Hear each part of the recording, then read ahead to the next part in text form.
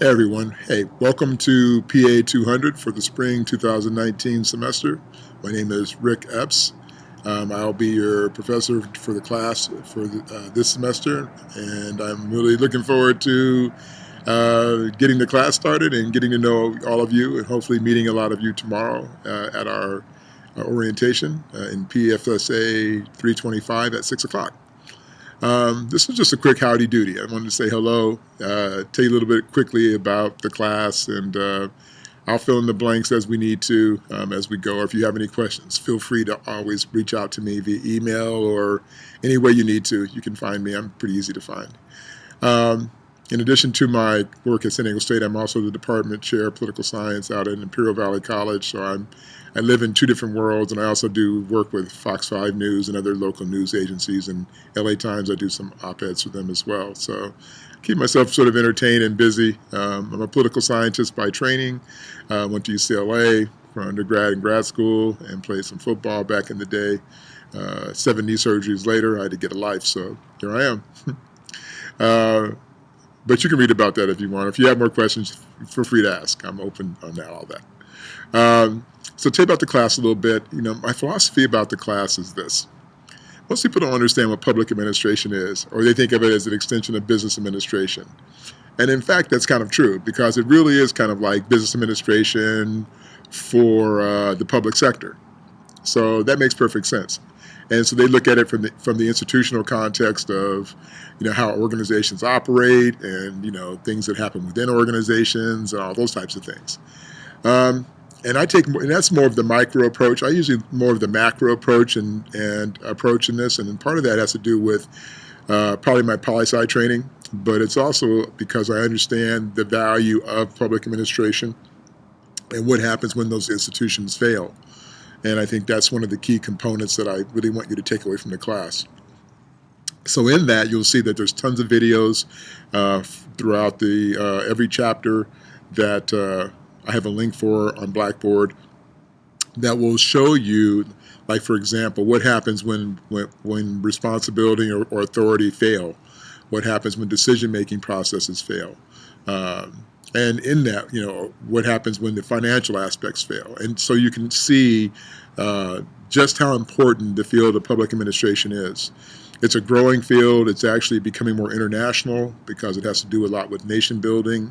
My background is international relations, so that part is really important to me. When civil wars or civil crises happen in nations, part of what we do is look at the infrastructure of the public administration system to try and get it back on track so that the governments can succeed or have the opportunity to succeed if they're up and coming.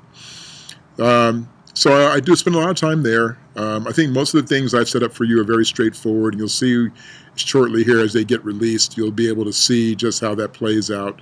But I'm a real keep it simple, stupid kind of guy, so I try to make everything as straightforward and direct as possible. So we've got discussions that you get graded on. We've got 3 exams that are all 50 questions approximately that you'll get graded on. And then I'm going to add in, you'll see shortly, the paper. It's like 2 to 3 page paper that's going to be in one of the videos that you'll be watching throughout the semester that you have to then be able to associate the significance of the paper relevant to the chapter that it's in and also to the field of public administration. And you'll be able to pick whichever one you want. So I'm going to take care of that, and I'll load that in here shortly. So before the evening's out, I'll have everything up in here.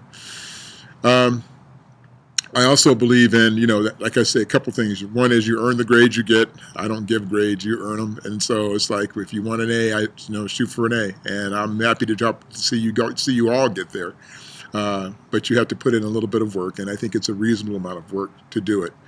I don't teach the online course invasively, meaning that I'm not in here every single second living in cyberspace bugging you. The course runs itself, and I interject into the discussions as I need to. I'll comment on things as I need to, but I'm really not here to just sort of bug you every single second with what you're doing.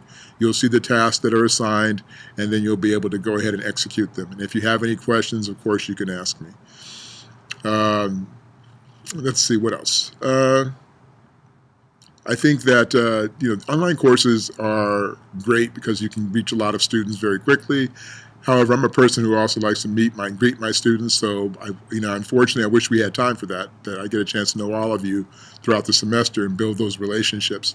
We still can, and I'll get to meet some of you tomorrow night. And then again, if you ever want to meet me or catch up with me in office hours or set up an office meeting or whatever, I'm more than happy to do that. Okay, so don't think that just because we're in cyberspace that we can't connect if you so choose. Okay.